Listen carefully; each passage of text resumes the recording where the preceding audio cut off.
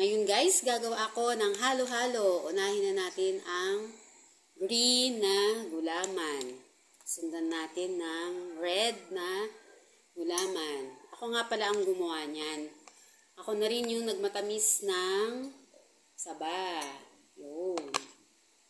Namihan ko. Tapos, kasi gusto ko yun. Ngayon, yung aking minatamis na kamote.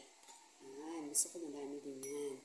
Lagyan din natin ng nata de coco. Yan. Tapos, lalagyan na lang natin yan mamaya ng yelo.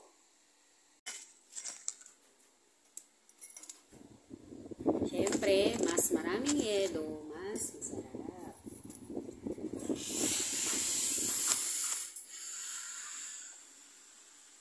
Yan. At, lagyan natin ng gatas.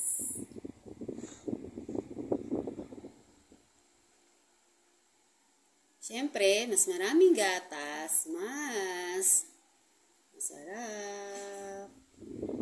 Yan. Bilang panghuli, lagyan natin ng, ito optional lang to. Kasi wala kaming ice cream, kaya optional. Lagyan natin ng tatabs. Chocolate. So, that's it. Pansit.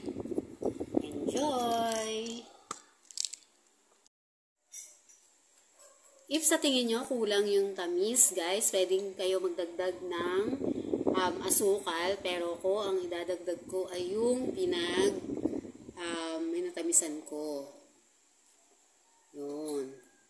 Okay, that's it. Let us enjoy.